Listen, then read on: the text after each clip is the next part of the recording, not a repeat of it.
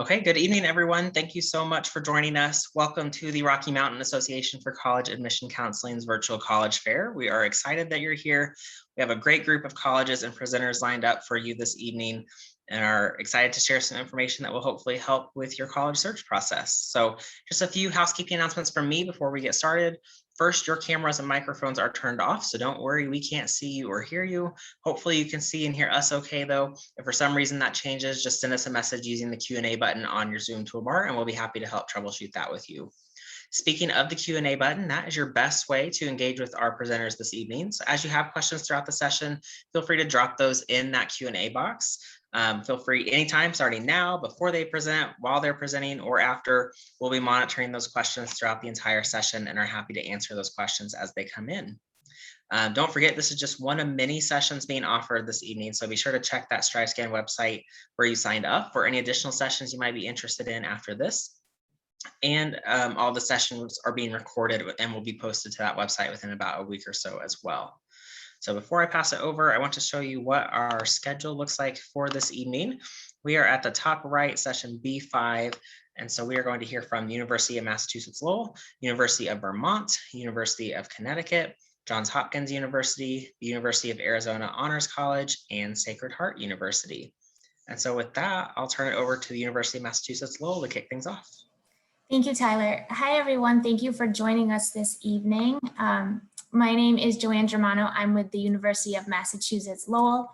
I'm originally from Massachusetts, so I can tell you about the weather, but I'm based in San Diego. So I do cover the Rocky Mountains as well, and I'm your point of contact if you have any questions. I imagine many of you may have not been to our campus, so I like to start with a minute video and then I'll talk more about our university.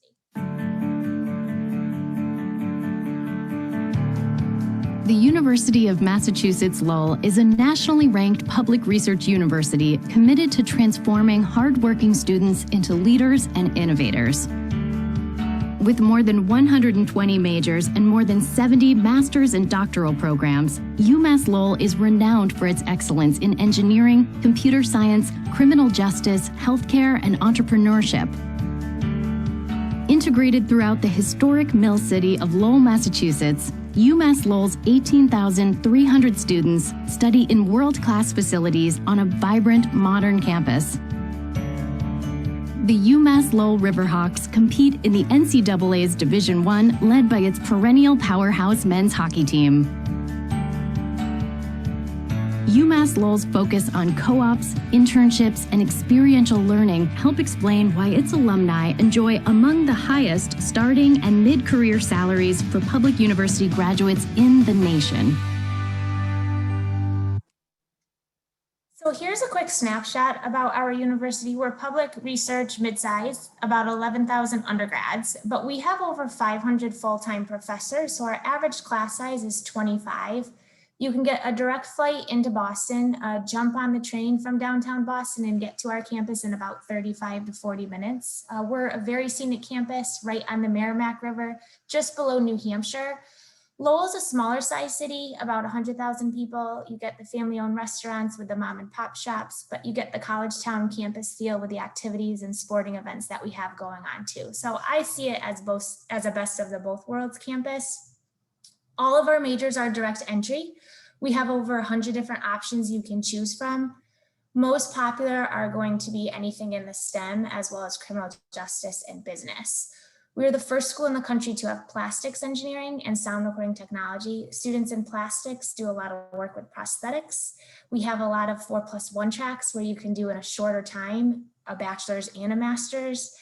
And we have a You Teach track, which sets ourselves apart from a lot of other institutions in the New England area, where you can take 6 extra classes in any STEM major and then be able to teach at the high school or middle school level. We are very hands-on, so most of our students spend 3 to 6 months working with a company. We currently partner with over 200 companies nationally. Raytheon, for instance, owns a floor of our engineering facility. They hire a lot of our students after graduation. So you don't necessarily have to work with a company in our Boston area. you could go to Texas, you could go down to Florida and set yourself up with a company internship there. Most of our students are making $25 to $35 an hour in the co-op. And because of them, 95% of our students are employed within 6 months of graduation. If you are interested in anything in healthcare, specifically nursing, you can earn a bachelor's at our university in just 3.5 years. We partner with Massachusetts General Hospital, the Boston Children's Hospital, the Leahy Clinic, which are nationally ranked facilities. So you learn from a lot of top doctors and nurses in the country. In a normal year, we have 10 concerts. We've had Drake and Billy Joel come to campus to perform. We've had Snoop Dogg. We've also had Oprah on campus 2 Novembers ago to help fundraise scholarships for our students. There's a lot of excitement at our campus events. We have our ice hockey team usually draws a lot of fans. Those games are a ton of fun. We also have club sports, over 200 clubs and organizations that you can join. If you're interested in studying abroad, we currently partner with 300 universities in over 40 countries for that. And there's scholarships you can apply for to help cover the travel costs. We do a holistic review when reviewing your application. I do get fee waivers, so reach out to me if you're interested in applying. Our averages are right on the screen, but we are test optional. We plan to continue to be test optional in the future too.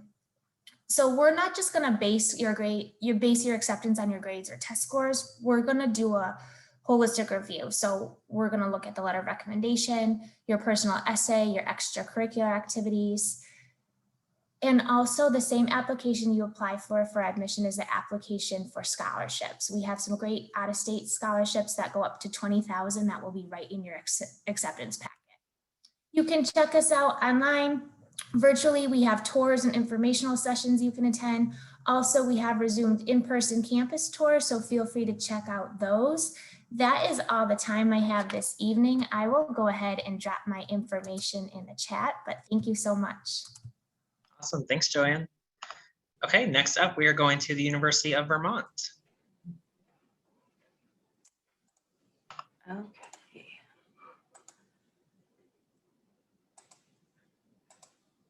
All right. Let's see if I can get this to start. Oh, just 1 second. I'm wasting my time. Awesome. Well, hi, everybody. My name is Liz Hamlin-Voles. I'm one of the senior assistant directors here at the University of Vermont. I'm the Colorado representative, but I live here in the beautiful state of Vermont. And we are a small, medium-sized public research university of about 10,000 undergraduates. We also have a College of Medicine and a small graduate school, and we're located in Burlington, Vermont. One of the things that's a little bit different about the university is that we are made up of more students who are from outside the state of Vermont than inside. The state of Vermont is quite small, so we've always looked to the outside, and I think that really adds a really robust population in your classroom experiences as well as when you're doing your clubs and organizations. And that is my dog, Harry, talking to all of you. So basically 100 different majors, which really provides great breadth and depth to your academic experience. You can also participate in 40 different accelerated master's programs. What this does is, again, allow you to do another degree, usually within 1 year after your four-year degree, and then graduate, both saving time and money and having 2 different opportunities as you leave the university. All of our academic programs are kind of separated into these undergraduate schools and colleges, and these really become your academic home when you're on campus. We also have an honors college, and the honors college is really for some of our most intellectually curious students on campus.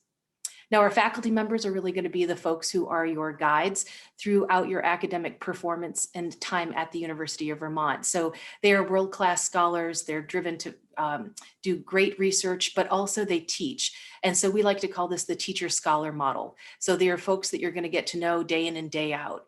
As a research university that's also a land-grant institution, we are really focused on education that really improves the health of societies. So everything that's done here at the university, whether it's a club or organization, a class, all of these things are done with purpose.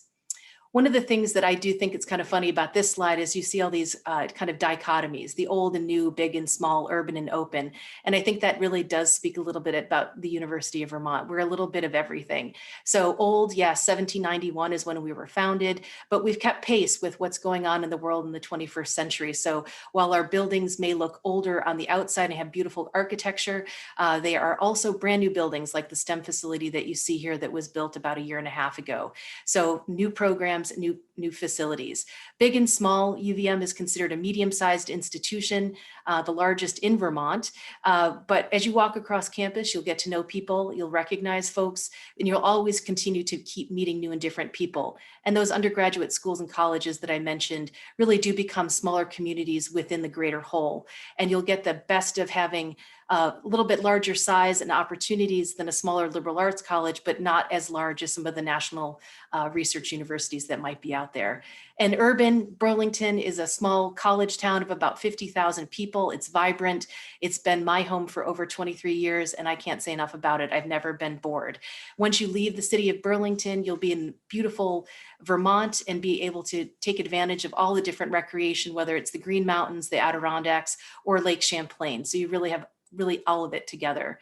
And going to college is frankly quite exciting. And so we know that as you get ready, there are lots of things to be involved in. And I think one of the things that might be of interest is maybe NCAA sports. We have 18 of them. We also have over 200 clubs and organizations. And we find that about 80% of our students are involved in clubs and organizations. You may involve yourself in doing the pre-medical enhancement program at the UVM Medical Center right next door, or you might just really get enjoying Vermont maple syrup. When you're on campus, your experiential learning is going to be a real hallmark of your time at UVM. As you can see, some of the recent internships are national and international companies like Ben & Jerry's, Seventh Generation, Pfizer, but you'll also find folks working for the Vermont Department of Health. And you have over 10,000 of them listed in the Career Center. And we find that about 40% of our students involve themselves with those faculty that I mentioned doing undergraduate research. Other experiential learning includes service learning courses as well as study abroad programs. And about a third of our population will kind of enhance their classroom experience by studying abroad. So you'll find out about these things throughout the Career Center, as well as your faculty advisors and the advisors in each of the different dean's offices. Now, when you live on campus, we have you live on campus for the first 2 years as part of your requirement. And we have you kind of grouped together by different communities that are themed, and you'll see them on our screen right now. And this really creates an immediate community, immediate group of people that have at least one thing in common with you. And it doesn't necessarily have to be your academic area. I know many engineers who are part of arts and creativity because they'd like to use the other side of their brain. So know that this is a great way to get connected. And we find that our students who are in the learning communities do better academically and persist at a greater rate. At UVM, we're also really dedicated to diversity, equity, and inclusion and social justice. One of the first things that you're going to do is our candlelight ceremony on the green as a first-year student, and you're going to kind of pledge to uphold our common ground, which is our values statement. And you can see the different 6 values that are listed there on the left-hand side. Additionally, you'll find campus identity centers for students who might hold a common identity. These become sort of a second home, as well as a place for activities as well as learning. And what we hope that will happen as you go through your time at UVM and then after you graduate, that you're going to be someone with a lot of competencies as well. Burlington is an amazing city. As I mentioned, great arts, vibrancy, great internships as well, right on the lakeshore of Lake Champlain. And campus will happen and your 4 years will go by rather quickly. So know that your return on investment is a great one, with an over 93% being able to go on to graduate school or employment. Now, it does all start in the admissions office. We hope that you will reach out, and I'll put some information in the chat to make sure that you know about our holistic review, as well as learning and reaching out to me as your admissions counselor. So I do hope that you will see yourself here at the University of Vermont, and that's all the time I have. Thank you. Awesome, thank you. Okay, next up, we are going to the University of Connecticut.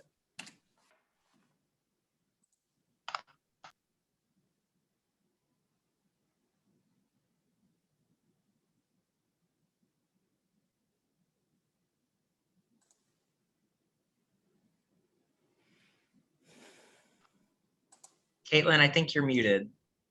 I am. Is that good? Yes. Yes, perfect. Perfect. All right. Good evening, everyone. My name is Caitlin Wilcox-Perry, and I am one of the admission officers at the University of Connecticut. I am primarily responsible for the recruitment and reading and evaluation of applications from students coming from Southern California, Colorado, New Mexico, Utah, and some other states as well. So if you do have any questions about UConn during the presentation, please feel free to leave those in the Q&A. And I'll also include my contact info at the end of the presentation as well. So jumping right in, the University of Connecticut is a mid-sized public university. We are annually ranked among the top 25 public schools in the nation. This is something that we are extremely proud of, something that our students take great pride in as well. And at UConn, we have a little over 24,000 total undergrads, but that's spread across 5 different campuses. Our main campus, which is located in Storrs, Connecticut, has around 19,000 undergrads. If you're wondering where Storrs is, or even where maybe Connecticut is, we are located in the Northeast, the heart of the Northeast. And like I said, Storrs is our main campus, and our regional campuses are located in Hartford, Waterbury, Avery Point, and Stamford. The main campus is conveniently located in the northeastern part of the state. So we're about an hour and a half from Boston and about 2.5 hours from New York City. And Storrs is a rural town. So if you ever get to come and visit, the first thing that you'll probably see is our huge farm that we have on campus. We started as a school of agriculture back when we were founded, and it's still a really big part of our campus community today. And we actually have our own dairy bar at UConn where we make our own ice cream. Moving on to the academic programs at UConn, we have a little over 115 majors and over 320 minors and concentrations.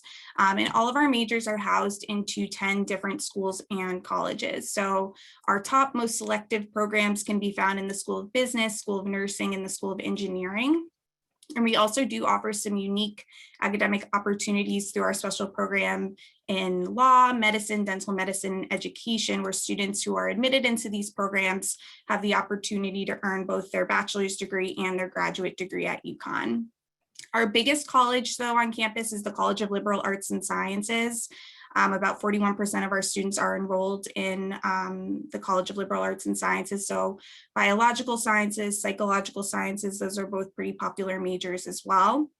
And about a quarter of our students come in undecided. So if you're not 100% sure exactly what you'd like to study, you're more than welcome to come in undeclared. We have a great set of academic advisors that will work with you to help figure out what your interests are, what careers you're looking to go into, and how those align to the majors that we offer here. And at UConn, our student faculty ratio is 16:1. Our average class size is between 30 and 35 students. So that definitely gives students the opportunity and advantage of attending a larger school, but definitely still having that smaller campus feel within the classroom. And at UConn, our students have a lot of school spirit. So men's and women's basketball games are definitely some of our most popular events on campus, and they are free for students to attend. Outside of athletics, we do have over 700 different clubs and organizations, including Greek life, so sororities and fraternities. We have a skydiving club, dance groups, a cappella groups, and really so much more. So there is truly something here for everyone. And if we don't have what you're looking for, it's really easy to grab some friends and start your own club as well. We also do understand the importance of experiential, hands-on learning opportunities in the form of internships, co-ops, shadowing, and more. So every year we have our Center for Career Development hosts a variety of events, and over 700 companies are on our campus actively recruiting our students. Community service is also really important to our UConn community. This photo is actually from one of our big community service events called Huskython. It's an 18-hour dance marathon, completely student run. And it's our students get together to raise money for the Connecticut Children's Medical Center, which is the children's hospital in the capital of Connecticut. And this past year, they raised a little over $1.5 million for the event. So it's definitely become a UConn tradition. And again, really special to our students. If you're interested in taking your education outside of UConn, outside of the United States, we do offer over 135 study abroad experiences, and you can participate in those when it's convenient for you. So we offer the typical semester-long trips, but we also do offer short-term trips during winter break, spring break, and summer break. If you are interested in applying to UConn in the future, we do a holistic review when evaluating your application. So we're looking at every single piece of information that you choose to submit. So not just focusing solely on your academic information, but also taking a look at your extracurricular involvement, personal qualities, additional factors that can be revealed through your personal essay and your optional letters of recommendation. And this holistic review also applies to our merit scholarship and honors consideration. So there is no separate application required to be considered for those opportunities. If you are interested in applying to UConn, again, these are just some of our requirements. As you can see, letters of recommendation are optional, but definitely encouraged if you have them, send them to us. The more information we have about you, the better. But test scores at UConn, ACT, SAT, these are optional, so you do not need to submit them, nor do you need to submit them to be considered for any of our honors or scholarship opportunities. So truly test optional. We do have an application fee, but we do accept fee waivers. So feel free to reach out to me if you do have, questions about that. And really quickly, just our deadlines. We don't have early action or early decision. We have what's called this priority consideration deadline, which is December 1st. And then our regular deadline would be January 15th. So that concludes my presentation. I will put my contact info in the chat for you. If you do have any other questions, please feel free to reach out. Awesome. Thanks, Caitlin. Okay, next up, we are going to Johns Hopkins University.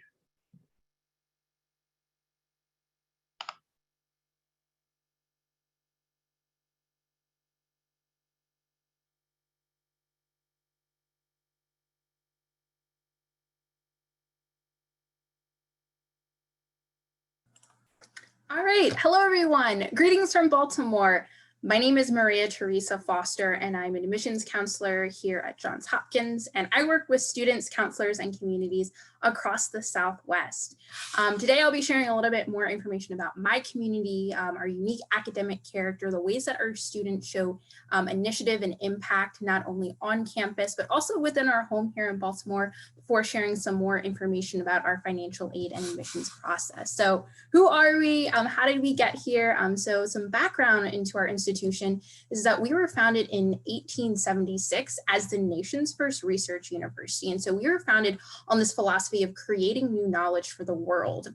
And so we were founded in Baltimore City, which is about an hour north of Washington, D.C., about an hour and a half south of Philly, and around under 4 hours to New York City. And really, since our founding, we've expanded our Hopkins network out to include some resources that you may be familiar with, such as our School of Medicine, our nursing school, our Peabody Institute for Music, which actually offers a dual degree program for our undergraduates, our Bloomberg School of Public Health, who has really been on the forefront of a lot of the COVID research and the COVID developments that you're hearing about in the news. But really the heartbeat of the undergraduate experience is our Homewood Campus. And so our Homewood Campus is home to 5,400 undergraduate students who take classes in our Krieger School of Arts and Sciences and our Widening School of Engineering. So although our students have access to all of the resources of our entire Hopkins network, really their life unfolds on our Homewood campus. And so on this next slide, I just have a few pictures of what that Homewood campus looks like.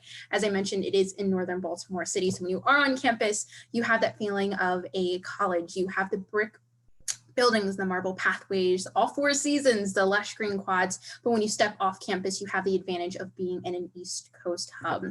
And so what your experience looks like academically here is it's actually rooted in the liberal arts. And so although we were founded as that nation's first research university, we were also founded on a liberal arts-based philosophy. But liberal arts means something a little bit different here at Hopkins. And so what we mean by liberal arts is academic freedom and academic flexibility to pursue your intellectual curiosity. So the first way you interact with this is actually through the application process. So you don't apply into a particular major or program unless you are applying to our biomedical engineering program. And so it really allows students to explore our distribution credit system and our liberal arts-based curriculum to really find that double major or those minors that best align with their unique interests interests and their unique goals. As our students are crafting their four-year curriculum, they work with not only academic advisors, but it's really driven by those intellectual curiosities that they have. And so around 60% of our students will double major or double minor or have multiple minors on our campus. And so what that classroom environment looks like, it's very interdisciplinary because our students select to be in those courses, and those courses aren't particularly capped for certain majors or minors. So any student at the university can take classes across the university.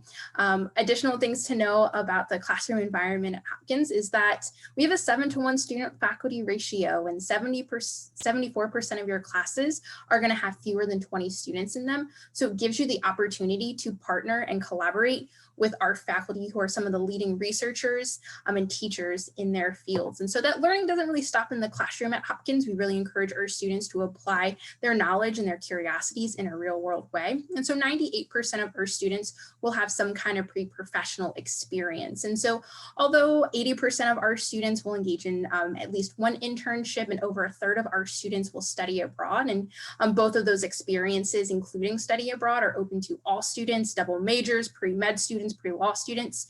Really at the core of your experience as a Hopkins student is going to be driven by research. And so annually, we invest $2.56 billion in just research investment for our students. And so that means regardless of your majors or your departmental affiliations, you have access to research across the Hopkins network. So whether you access that through more formal resources that we have here, such as our Hopkins Office for Undergraduate Research that runs a lot of great programming, especially our PURA and the Aspire grants, which are some of the most robust funding and grant programming that research you can find at the undergraduate level, to more informal routes that many of our students take by emailing professors or talking with them after class. And so research is really going to be at the core of your experience there. And so as you can see, we have a lot of large school opportunities for our students to explore those interests through their funding for research, dual degree programs, accelerated master's programs, but we offer a lot of great small school support. So whether that's our Life Design Lab, which encourages and supports our students during their career journey, really starting in their first year, to our pre-professional advising office that runs a separate track programming for pre-med and pre-law students, where around 80% of our Hopkins undergraduates are accepted to law school, and over 80% are accepted to medical school, and over 90 are accepted to law school. But because we are a community of 5,400, our students really have the opportunity to have a culture here on campus that is for students and by students. So whether they're showing initiative and making an impact through their 400+ student organizations, we really want our students to make an impact not only on campus, because when you're a Hopkins student, you're also a citizen of Baltimore and a citizen of our campus. Some last things I'll add as our time winds down together is that we do offer early decision rounds 1 and 2 and a regular decision round. And so early decision is binding at Hopkins. And so it's a great option for our students that identify Hopkins as their best match school for them. We offer a lot of great robust financial aid programming that I'd love to share more about with y'all. So I'll share my contacts in the chat. We do practice holistic review and will be test optional. So if y'all have any questions, be more than happy to connect. Thanks, y'all. Awesome. Thank you, Maria. Okay, next up, we are going to the University of Arizona Honors College.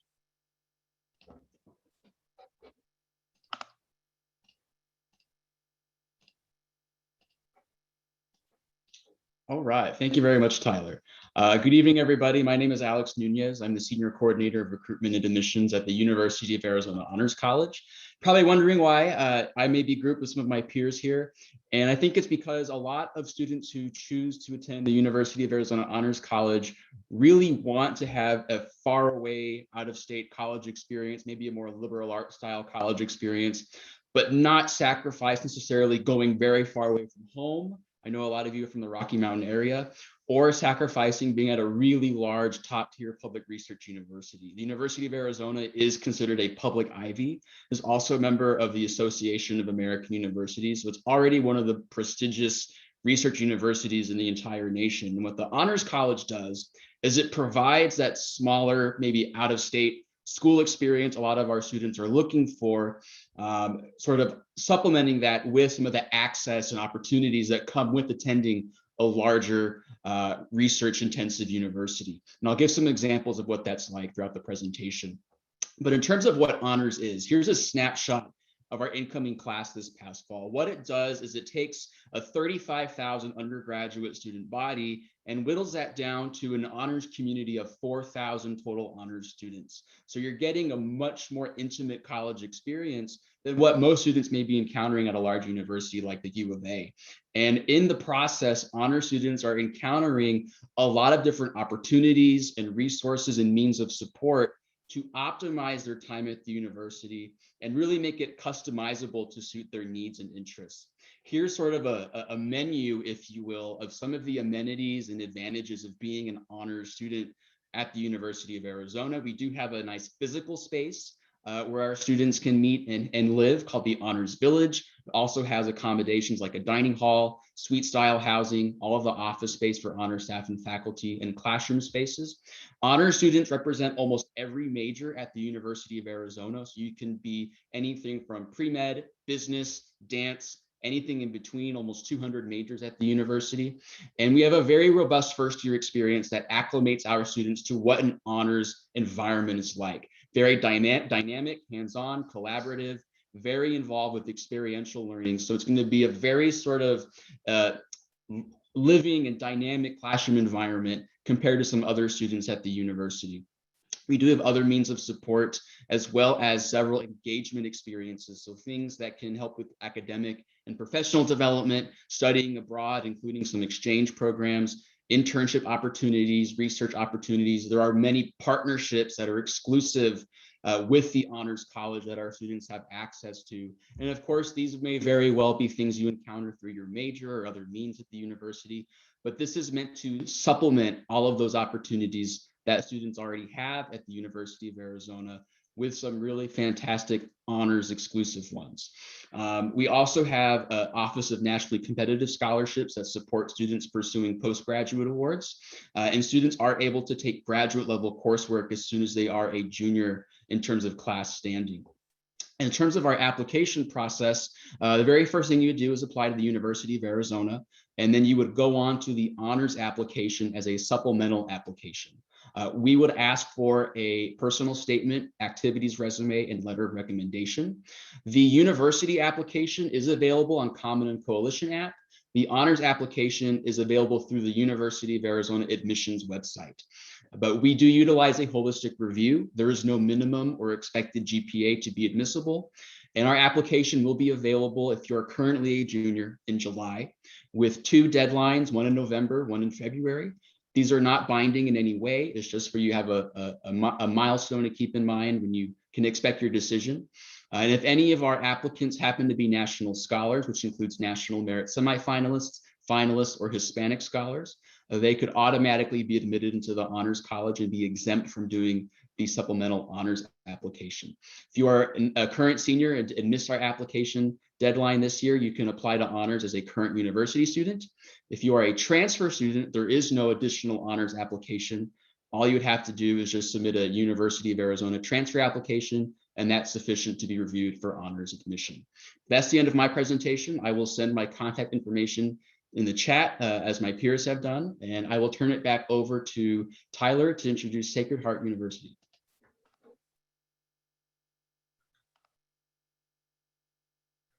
Sorry, thanks, couldn't get my camera back on.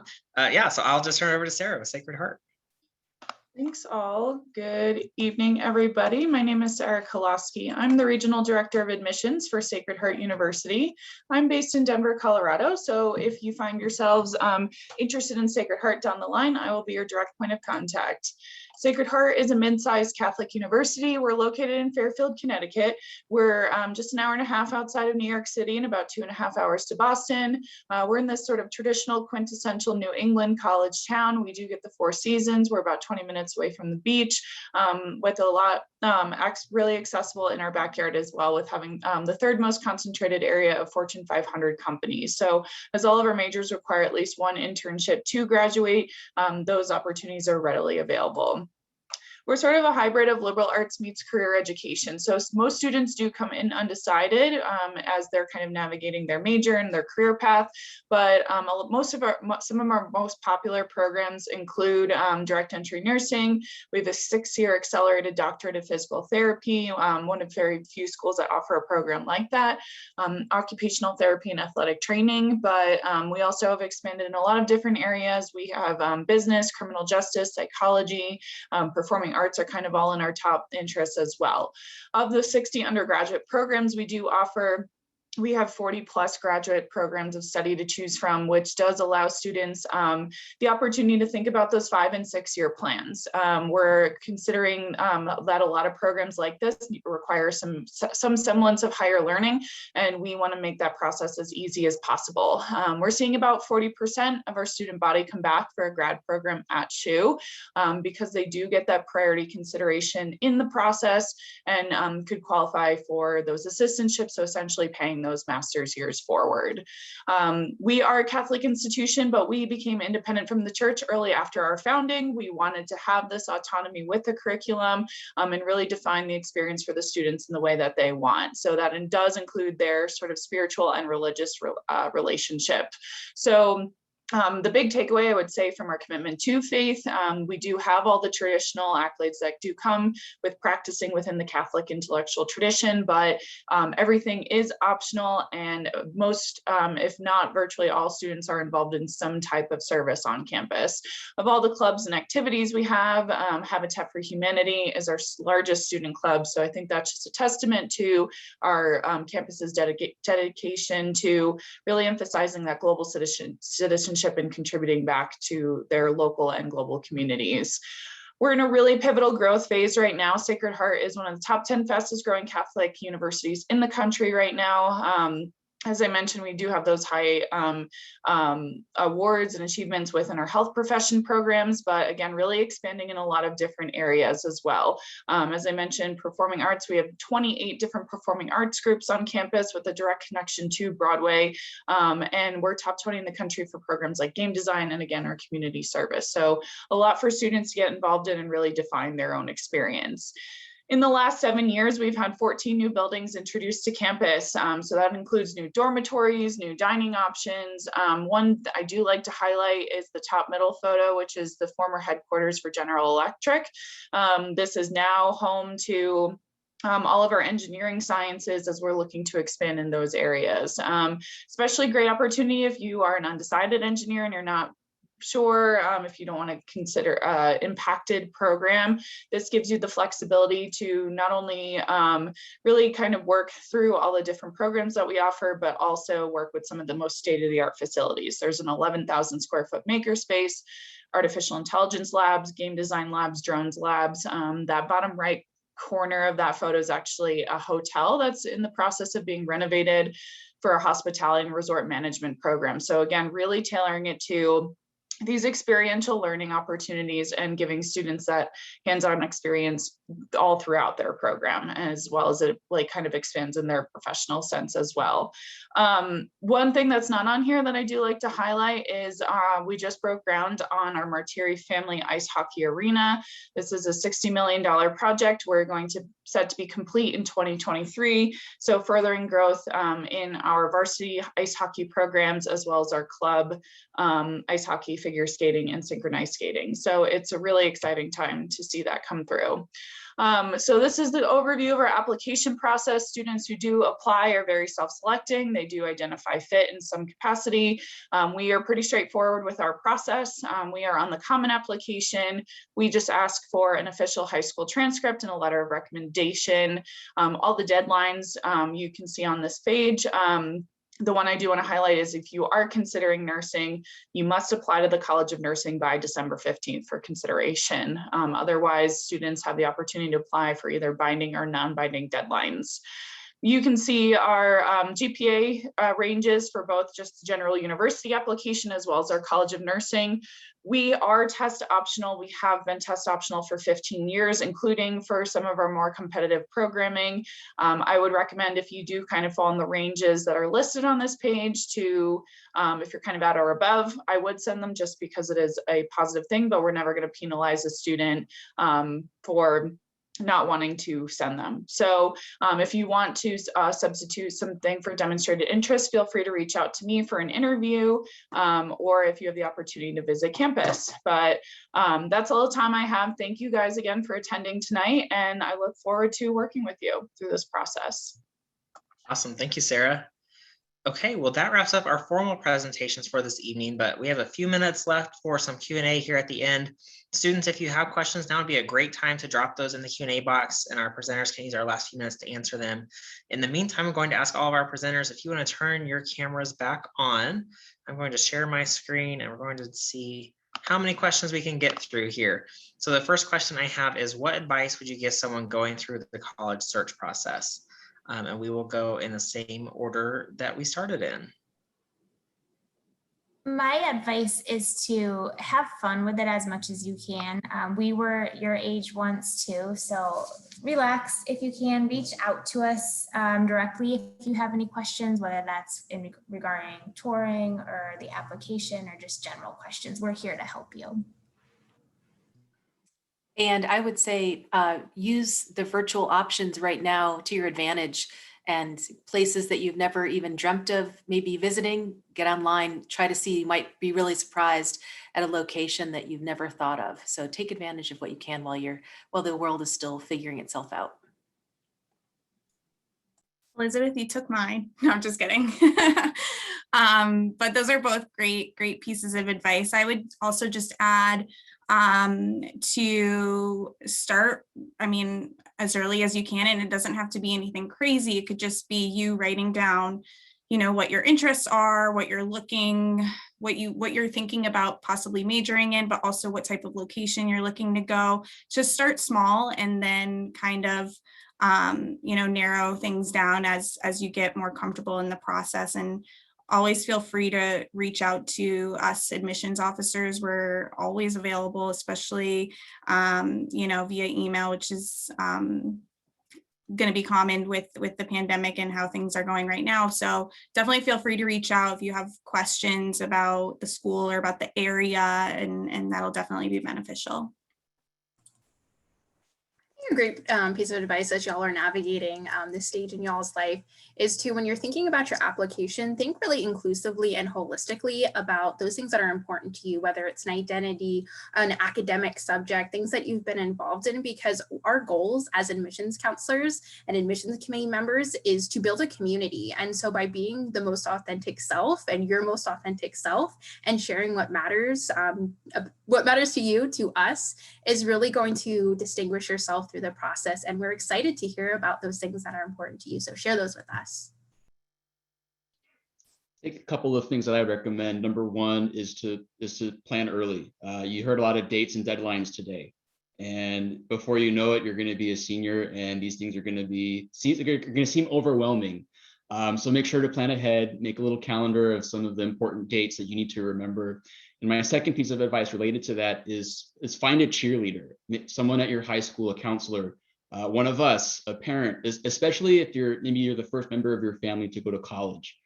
Some of these things can sneak up on you and be overwhelming.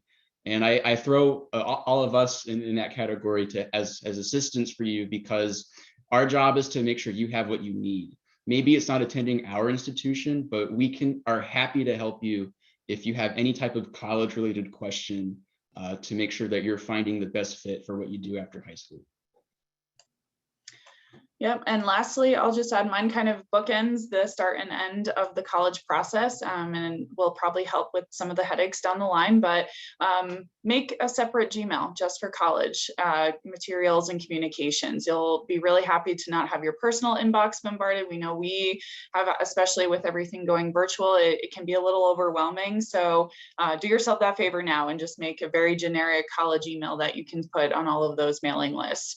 And as you can see, we're very much trying to humanize the process. It's not just all robots behind the scenes sending out those things to you. So as you're finalizing your decision, don't hesitate to reach out and let us know if you're deciding to attend elsewhere and withdraw. So that way we can also do you the service and not keep harassing you with all those emails and keep checking in, but also really tailor that time to students who are interested. So really helping out on all ends.